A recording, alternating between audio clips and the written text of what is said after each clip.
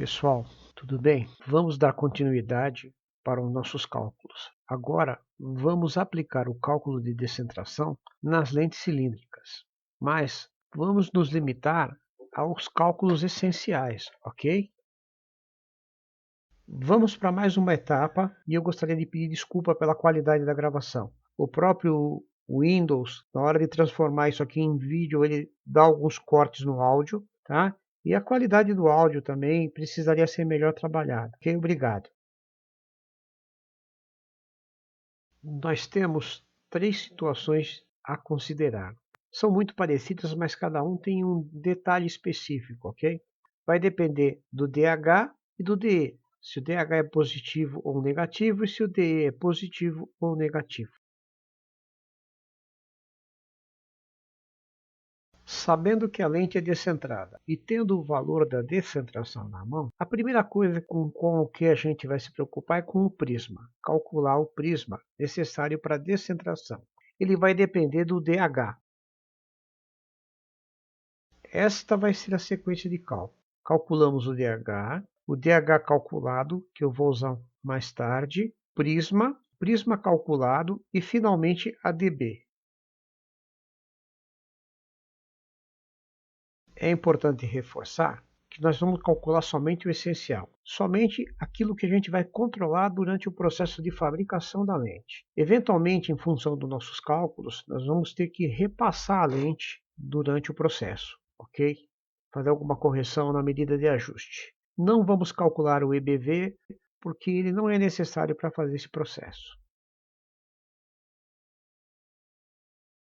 Vamos para a primeira situação, onde o DH é positivo. Sabendo que é necessário descentrar e que nossa descentração é de 5 mm, vamos partir para o cálculo do prisma. Calculamos DH, no caso encontramos mais 3, então o DH é positivo. Calculamos DH calculado, que vai dar 3,18, vou guardar isso para um cálculo posterior. Calculo o prisma com o DH, não com o DH calculado, cuidado. Calculo o prisma calculado e com esse prisma calculado eu calculo a dB.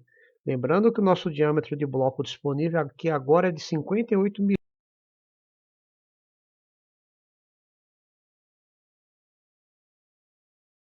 Uma vez que nós já temos o valor da dB, vamos calcular os elementos da lente centrada. Calcular a lente como se não precisasse da dB. Então eu tenho o DE calculado, tenho o DC calculado, ságita pura da base, que é o DE calculado vezes o índice de ságita, ságita pura horizontal, que é o DH calculado vezes o índice de ságita. Nosso índice de ságita é de 0,79, porque o diâmetro é de 58 milímetros. A espessura mínima de 1,2 que eu tirei da tabela, e assim calculo a espessura de centro. Se a minha lente é positiva, a espessura de centro vai ser a espessura mínima mais a ságita pura da base, obtendo aí 4,7 milímetros. Finalmente eu calculo o EBH, a espessura de borda horizontal. Como minha dioptria, o meu DH é positivo, eu vou usar o sinal de menos nessa fórmula. Então eu vou ter a espessura de centro menos o SPA, e portanto 2,2. Vamos agora colocar essas informações no desenho para depois aplicar a descentração. 2,2 de espessura de borda horizontal e 4,7 de espessura de centro.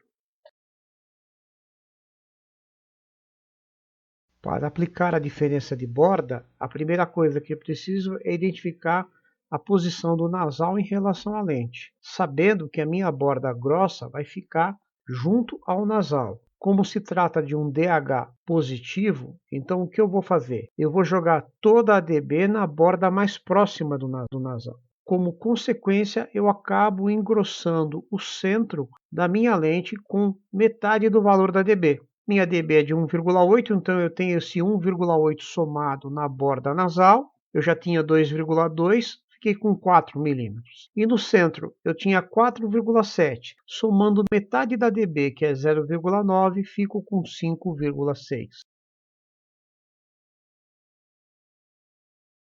Temos então um resumo das espessuras da lente. uma descentração de 5 milímetros, 2,2 na borda fina, que vai ficar do lado temporal, 4 milímetros do lado nasal, na borda do lado nasal, e um centro de 5,6 milímetros.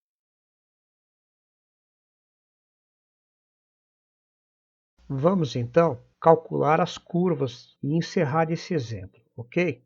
Para D1 eu escolhi 8,23, que é um valor muito comum dos blocos que nós temos no laboratório, e aí fica um desafio para vocês. Eu escolhi bem esse valor ou vocês recomendariam um outro valor? Justifiquem para mim.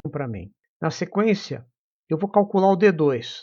Lembrando que se o centro é grosso, então eu vou ter que usar aquele componente da fórmula para compensar a espessura. Achei menos 4,23. E por ser uma lente cilíndrica, eu tenho que calcular o D3 também. Não esquecendo que eu tenho que usar o DC calculado e que tem uma regrinha de sinal. Lembre que o D3 é sempre maior do que o D2.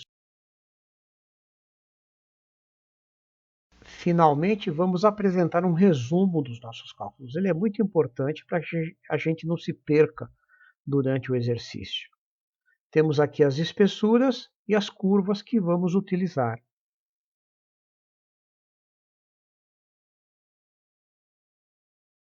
Vamos partir agora para uma outra situação, quando calculamos o DH e o DH é negativo. Nessa situação, nós precisamos olhar para o DE. Se o DE for positivo, a gente vai trabalhar de um jeito. Se o DE for negativo, a gente vai trabalhar de outro jeito. Porque a espessura de centro vai variar nos dois casos, ok?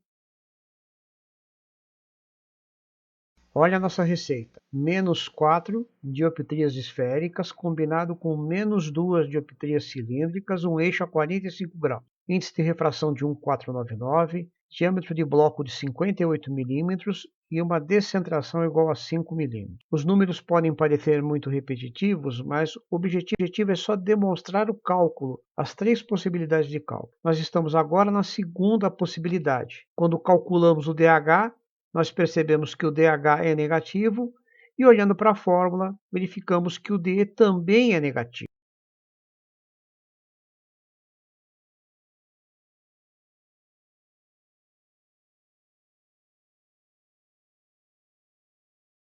Uma vez feitos os cálculos do prisma, vamos calcular a lente centrada. De novo, DE calculado, DC calculado, sagita pura horizontal, espessura mínima que eu vou obter da tabela, a espessura de centro e o EBH. Vocês vão perceber que aqui eu não precisei calcular o SPB, porque eu não vou usar ele. A espessura de centro dessa lente já é a própria espessura mínima, ok? Aqui também nós apresentamos um resumo do que nós temos até agora, identificando a posição do nasal e os valores da espessura de borda horizontal e da espessura de centro, ok? DH negativo significa que as bordas vão ser mais grossas do que o centro.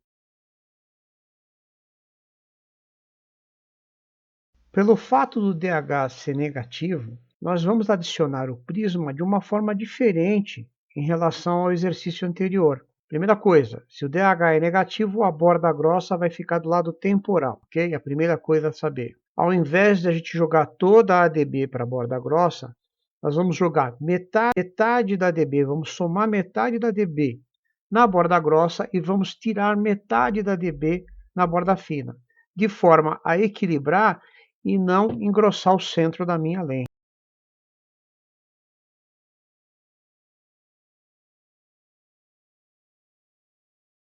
Temos aqui então um resumo das espessuras da nossa lente após a aplicação do prisma.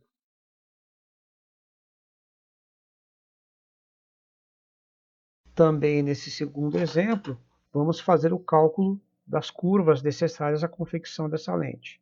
O mesmo desafio. Adotei um D1 igual a 1,98, uma curva base de 1,98 dioptrias. Vocês acham que ela é a mais adequada para essa lente? Fica esse desafio. Calculamos o D2. Nesse caso, como a espessura mínima está no centro da lente, eu posso desprezar aquele componente de compensação de espessura e o meu D2 vai ficar igual a menos 6,22. Volto a lembrar, isso é uma lente cilíndrica, então o D3 também precisa ser calculado respeitando a regrinha de sinal. TC calculado é negativo, D2 também é negativo, os dois sendo negativos, eles se somam, dando um valor de menos 8,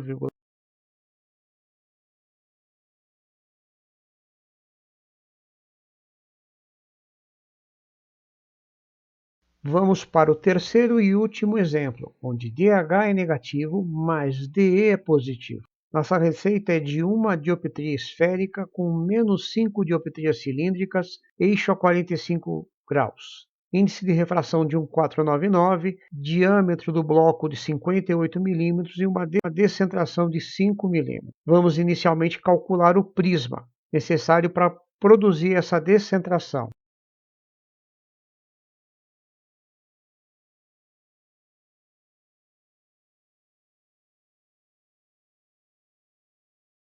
Uma vez determinado o valor da dB, vamos calcular a lente centrada, ok? Lembre, agora, pelo fato do DE ser positivo, eu vou voltar a ter que calcular SPB, ok?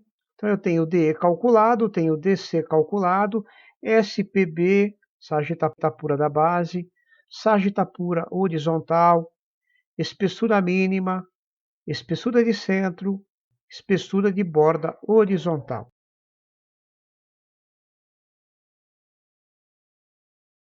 Aqui temos então um resumo das espessuras da lente centrada, novamente identificando a posição do nasal, ok? Falta só agora acrescentar o prisma.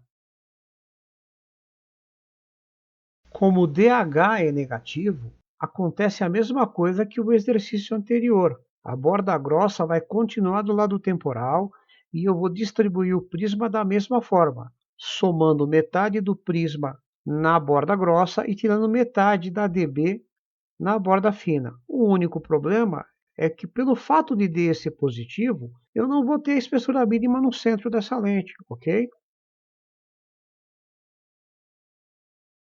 Então, eu tenho um resumo aqui das espessuras da lente após a aplicação do prisma, ok? Para concluir, vamos fazer o cálculo de curva dessa lente, assim como nos dois exemplos anteriores. Escolhi aqui um bloco com uma curva base de 3,63, uma base 4, base nominal 4, mas que no mapeador deu 3,63. Como o DE aqui é positivo, eu não posso deixar de considerar o elemento de compensação de espessura da fórmula do D2. Eu vou ter que aplicar ele. Obtenho um D2 de menos 2,60 e como é uma lente cilíndrica também eu tenho que calcular o D3, sempre lembrando da regra de sinal. Temos então agora a resposta final para esse terceiro exemplo. Eu sempre insisto que vocês façam esse resumo. Ele facilita na interpretação dos resultados ou na hora que eu vou surfaçar essa lente. É importante entender que em alguns casos, quando eu uso essa técnica de descentração, eu vou ter que fazer um repasse na lente, porque ela pode sair ligeiramente mais grossa, então eu vou ter que fazer um repasse para atingir a espessura mínima, ok? Concluindo esse vídeo, nós apresentamos o básico para vocês no que se refere à descentração, uma descentração que está ocorrendo na horizontal. Agora, existem situações em que talvez eu tenha que descentrar também na vertical. Parem para pensar nisso e proponham uma solução num caso como esse. Como é que eu faria se eu tivesse que descentrar em duas direções diferentes?